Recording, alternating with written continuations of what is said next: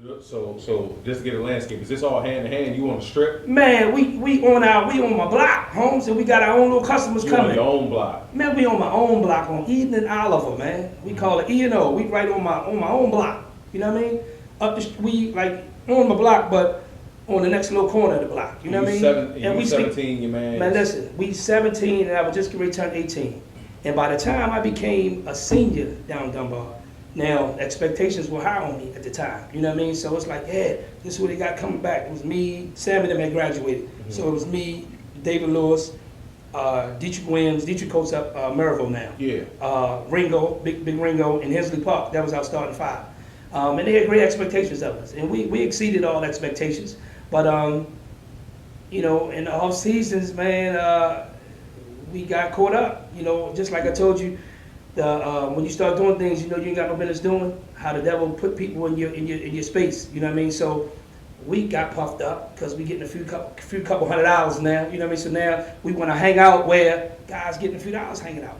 So guys can look at you and see like, what's up? What you doing up here? I ain't doing nothing. I'm just chilling.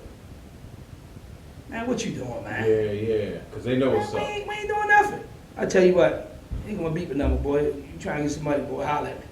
Because everybody like me. I'm a good guy. Just naturally a good guy. With $5 or $5,000, I'm still the same person all the time. And on top of that, you know, like I know, you put that ball in your hand and you nice with it, the pass just comes. It's just a certain type of... Check this out. Certain type of level. Biggie said, either you slingy crack rock or you got a wicked jump shot. I had both. I was doing both. You know what I'm saying? So that's how it was. So what had happened was we started getting heroin along with the cocaine. Now, mind you, I got a couple players on my team. You know, I don't want to throw them out on the podcast, but you know what I mean. But this year's over. They know. You know what I mean.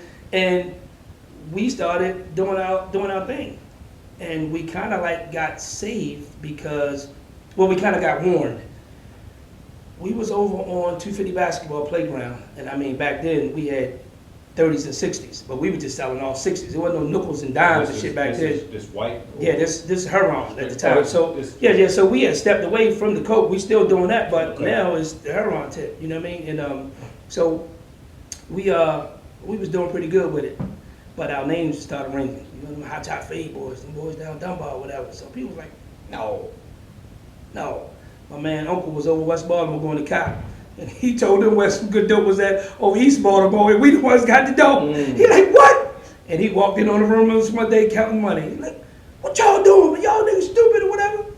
Yeah, at the end of the day, we gave him one of the big joints.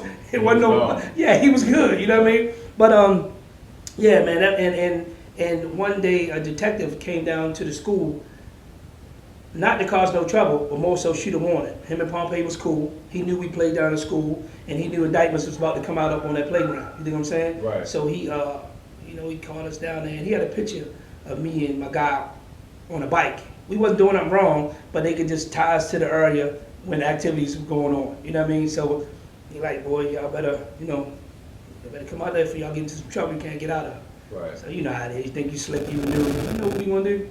We gonna switch the hours up. You know, yo and them gonna be out there at this time, and we gonna slide in on this time or whatever. You know what I mean? So, you know, mind you, every day I used to come out of the coach office. Like I said, Pitt, Old Dominion, Calipari had left Pitt and went to Massachusetts, Niagara, Siena, a few other little schools. Recruited me heavy. Go down coach office, got a stack of mail every single day. And this was like for everybody that went down our school. And you know, that played on the team. From 1 to 12, everybody getting mail. You think what I'm saying? As long as you make the team, man, you got a shot at D1. No question. Just because you played with Dunbar. You know what I mean? And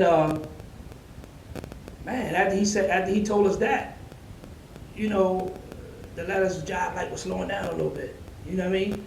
But in the midst of that, before we get all the way to the end of that, just want to let you know the opportunities that we were afforded as high school kids from East Baltimore. Mm-hmm. Man, I went to Hawaii 2 years in a row. Right. Man, I played in the Ilani Prep Classic. Nike and McDonald's sponsored this shit. Man, I was waking up on the balcony of Waikiki, looking out at the beach saying, "Good morning, Hawaii." I'm from East Baltimore, man. How the fuck, but I don't know nothing about that. I asked Kirk that too. I said, Kirk, how many times before you stepped on the road to go to maybe any one of these Man, camps? they was in Vegas. They was everywhere. They was everywhere. No, but I asked them, I'm like, before that, how many times had you been out of Baltimore? Man, the first place I've been was Philly. When I played 10-12, we went up to Philly to play in this Bustleton Bengals tournament. It was for basketball. Basketball, though. That's all it is, So, for basketball. any Nothing other else. time you can't No, name a we didn't time do no when you- vacations. No. That's what I'm saying. Man, hell So no, that's we couldn't afford that. going to Hawaii out of... Dude, high school, man. I went there my 11th grade year and 12th grade year. Yeah. 2 years in a row in Hawaii. Yeah. Playing against the likes of motherfucking, man, this nigga Chris Mills. I don't know if you remember Chris Mills. Yeah, come on now. Yeah. Has to be the best high school player I ever played against in life. Yo, he was like a true 6'7", can do everything. The 1, the 2, the 3, the 4, and the 5. He can do everything. And he can jump out of this world, man. He was tough. Yeah, Chris Mills was What's some tough. other cats back then? Chris Mills, Bobby Hurley, Malik Sealy, he's supposed to be my teammate, boy, Chris McNeil. Chris McNeil, they played with, not Flint Hill, not St. Anthony's. No, they played with Flint Hill, I'm sorry. No. They played with Oak Hill, where Melo went at. Oak Hill, let me tell you something. That shit wasn't fair with those guys. Now, we'll fuck everything in the city up, but when we got out there, these guys, prep school, that means 5-year high school, these guys should be in D1 already. Yeah. Point guard is probably like 6'1", faster than a speeding bullet, right? The 2 guard is probably like 6'2", 6'3". All that flow Mike was doing, he was doing. Then the 3, Anthony Cage, this nigga was 6'10", he was there 3. Chris McNeil, he's supposed to, that's why I supposed to be in the pit with him. He was the 4, and then he was the 5, and then he had this, he was 6'6", muscles, he was grown. Yeah. You know what I mean? Oh man, they beat us about 30. Yeah, schools like You know what I them, Hargrave. Yeah, Flint Hill, Yeah. Aaron Baines, George Lynch had to be the smoothest I played against. He was smooth. George Lynch, Aaron Baines, those guys, man, they had a dude on their team, 6'11", big black joker. When he dunked, sheetrock went out the ceilings when he was dunking. He was dunking, hanging on a breakaway pop, pop, went out the ceilings, you know what I mean? Dang. And playing against those guys, man, it made you really like evaluate yourself and say like, yo, I gotta tighten my shit up. If this what it looked like out on the circuit, you know what I mean? Oh yeah, I got a long way to go. You know, I got to go playing against them guys. We were clearly, outmatched to some degree. Yeah, hearing you talk about it now, it's like it's so funny because it's complete knowledge of the whole circumstance, the whole situation. When you're going on the road, you remember players, you remember certain circumstances. So even though you starting to get this money, you starting to get money like in the streets, right. like you in a situation where you in the dope capital, like right. Not for those that don't know, like Baltimore, Maryland. For those that don't know, like the grandfather of all the drugs in the streets has always been dope, and you can get big money, especially at that time. No question. And there was big players around that time. No when we question. talk about Peanut, Big Yep, Head, Garrett, yep. Big Head, all of them characters. Yeah, Big Head, Brian, yeah, no question. Yep. So talking about all of them and coming up in that situation, you still seem to be abreast of the basketball. So no question. Was it like you was playing both sides of the field? Like you was really trying to do the basketball thing, but you had to get the money? How was that? It was this. Basketball was my life, my heart, my passion, and that was my desire. My first thing was basketball was going to be my ticket out of the hood. You know what I mean? Even if I didn't make it to the league, I'd at least go overseas. You know what I mean? I could still feed my family. When it's time for me to have kids, my kids get some bilingual experience to whatever. You know what I mean? And at that time, I think they was shit was all tax free. They was giving you a house and a car and all that shit when you go overseas. You know what I mean? You're so crazy because like you talk about it now, it's like you're super knowledgeable about this. Yeah. Shit. Oh no question. Because that like, was on my radar. You know what I mean? But at the same time, that's on your radar. But that's not in your imminent future. That's not right there in front of you. Yeah. You know what I mean? And even though I didn't become a street guy till later on, but I'm a street guy. I grew up around it. I know what's going on. I have knowledge. I see what's going on. I'm tough. You know what I mean? So I had all the things, but I was always just a good guy. I always just went to school. I always hooped or whatever. And I hung around some of my friends who carry guns and did little dumb shit or whatever, but they knew that wasn't my thing. And then most of them knew, like, boy, nah, we can really take care of something or whatever like that. And I felt some kind of way. Go ahead, yo. Come on, yo. Go ahead, yo, for a minute. We holler at you. Yo, you know what I mean? But you feel some kind of way. You know what I mean? And, yeah, so I still wanted to go to school. I still wanted to experience leaving, going off to college or whatever like that. But once I put my mark on being out in the street and being a little bullshit hustler or whatever like that, I focused on it. You know what I mean? It's like, okay, this is what it is, and I'm a leader by nature. I ain't never did nothing motherfucker talk me into doing. High school. I'm a leader, yeah, period. Okay. All the way from growing up, I was always most popular boy in the school. I was always had most popular couple with me and my little girlfriend, whoever it was. Everybody always wanted to be around me or whatever, and that's not tooting my own horn, that's just my nature. And even when I got in the street, I was always a good leader because I ain't gonna tell nobody to do nothing that I wouldn't do. You know what I mean? I ain't gonna say, come on, let's go ahead and get these jokers in, and I ain't willing to go around there and lead the way. No, come on, let's go, yo. And then they also know that I ain't gonna do nothing foolish. Like, if it was something that wasn't that serious, I'd be like, yo, it's cool, it ain't that serious. We ain't gotta go to that extent about it, you know what I mean? But if they cross the line, then they gotta go that way, you know? But yeah, that was never me. Always had a mild-mannered, clean nature, respect everybody, and was a, you know, almost like the life of the party kind of guy, you know what I mean? So that's how it always been. But a lot of people did a lot of shit after they see me doing it, and I made it seem like it was cool to do. And when I was away... Hold on now, hold on. Okay, Because I can go too far, but I'm telling you... because I told you this before. Yeah. You're not going to do it. You're not going to teach the home. Okay, my guy. All right. But I'm going to push you. I'm going to put you in the place Okay. to where as though you got to tell the truth. My man. Okay. So, I mean, you setting trends, is yeah, what you're telling me. Yeah. You 18, 19, East Baltimore, you getting a couple stacks of money. Right. What do you mean when you say you looking around, you seeing other people doing what you're doing? What's going on? Right. So let me say this too. Let me tell you some other deciding factors that kind of like made me say to my buddy, "Fuck it, go ahead and get it."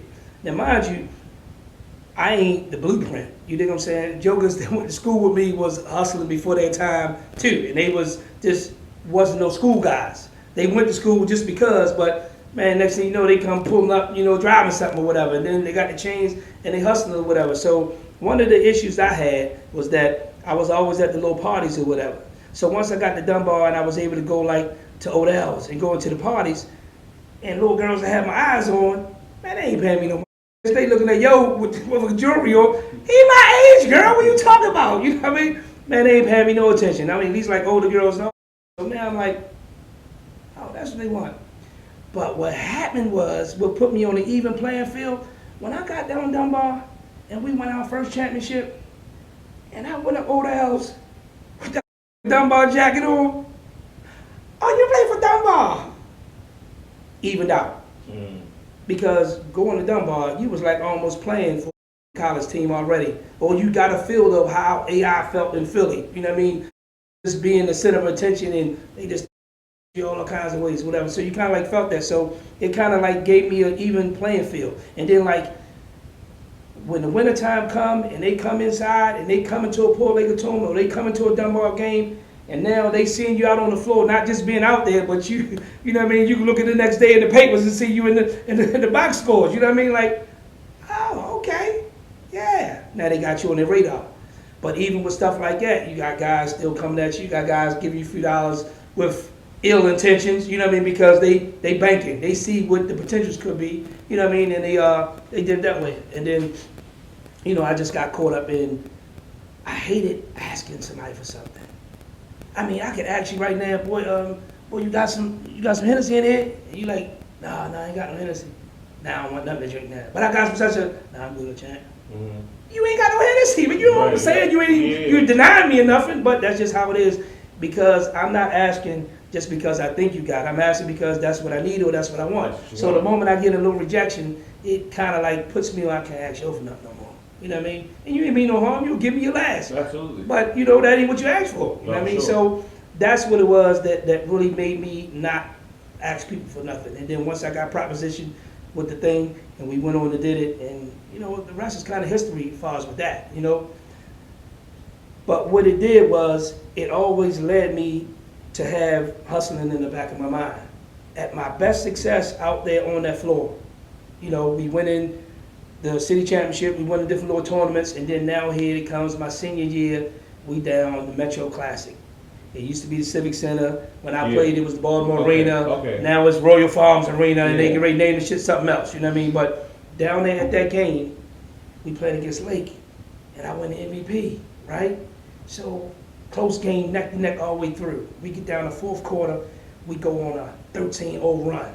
I got 8 of the 13, and that just took me over the top. You know, one of my other guys had like 22 on the team. You know what I mean? My finish was like 13, but that was the deciding factor of why we won. You know what I mean? And I got MVP. So next day, me and Coach Pompey go on the cable station. The next day, you know, I'm talking big. You know what I mean? Like, yeah, you know, he asked me certain plays about the game. We watching it on film, we playing it back. I'm like, yeah, you see, they was playing me sort of like a glove, you know, so I couldn't really get my shot off, so I had to penetrate, put the ball on the floor, get to the yeah, right there, and one. You talking big. You know what I mean? So I'm like, yeah, you know, he said, so what do you future like? What do you plan to do? And I at the time, you know what I mean? But right now, you know, I ain't decided where I'm going at or not, but you know, I'm gonna go to school right now. I'm gonna just take this time, you know, try to figure out what I'm gonna do and talk with my mom or whatever and see, you know, what's best for me, whatever like that. Now by that time, the word was already in the street that I wasn't gonna do right. So them stacks of mail that I used to go down to coach office and get, nothing no more, nothing. And then I seen a coach, man, and I ain't gonna mention him, but he used to be a street guy, so his ear was to the street, you know what I mean, because he saved a lot of guys, you know what I mean, getting them into schools and things like that. And he saw me one day, herringbone like this, hurting diamonds, cut all that. Oh, I'm ready now. I'm ready, you know what I mean? I'm sneaking, getting a little piece here, a little piece there. But he walk up on my senior year, he walk up on me in the summertime. He like, boy, what's up? You know, what's up, man? What's up, coach? What you gonna do? Oh, yeah, man, I'm going to school. Straight dead face. I said, boy, word on the street, you ain't gonna do right. When he said that shit like hurt my feelings, you know what I mean? Because I know he know, you know what I mean? So we like, yeah. Can I ask you, is this a big time coach? He used to coach. My guy, you know what I mean? Like I say, he from the hood. He used to be a coach of Seawood, and all that stuff or whatever. So he, and he used to play. You know what I mean? I used to go down and watch them guys down the dome. So he knew. Pro-am. Oh, he know. And he know what I'm doing. He can look at me and see what I'm doing. At 19. Yeah, man. And he like, boy, you better tighten up. So let me ask you this. Let me ask you this, because I don't want to cut that short. Obviously. Okay. Sorry, Yep. So how is this going on? Like, how is this operating? You, like I asked you, was you on hand in hand? You had some. Yeah. Oh, absolutely. I'm a young boy. Now I'm young, man. We hand. I don't know no better. We hand to hand. I don't know no better at the time. I wasn't in no position to, you know, really have nobody working for me. You know what I mean? We getting a few little chips ourselves, and we breaking down and capping up and valing up and bagging up, and so it's like this our crew. You know what I mean? And we out there doing it. We can do it on our time. Do you think it's because you seen your brother giving them little stacks of money and whatever that you think that played a role in what you started to do? Because how was it at that time? Because I asked you, like, you're a little bit younger than your brothers, like absolutely, so you had the 9-10 gap. Absolutely. Yeah. You had the 6-year gap, right? And then you found out your sister or whatever. But yeah, at the time, you got the 6-year gap, and you're seeing the fluctuation from this person, that person giving you. Well, they're giving the money to your mom. Right. Military money, street money, military money, street money. No question. So, do you think that's why you felt susceptible to that, or is that something that you think you just went on your own to do? Yeah, I don't think that was in the back of my mind. Okay. I just think that just being subjected to it for so long, you know what I mean, and just it's almost like second nature, because you're around it all the same time, and you got people giving you money from all ends, and this is kind of like what they're doing. So you go through a phase like, boy, this is what happened, and everybody that go through it don't have no success with it. You know what I mean? And for every action there's a reaction, and for every bad choice there's a consequence. And a lot of times I've seen my friends get locked up, or guys that I know get locked up, or get shot, or do whatever. But I still never pictured myself in that situation. It was like, not that I thought I had all the answers, but I thought I was moving a little different. You know what I mean? When our reality, you're not. You're moving the same way. You know what I mean? From the moment you start putting the jewelry on and driving around and got all the bras and you're at the clubs and all that stuff, you're doing the same thing that was done before. But it's almost like parenting. There's no manual to parenting. There's really no manual to being in the street. If you're out there, shit is day to day. You never know what's really going to happen the next day.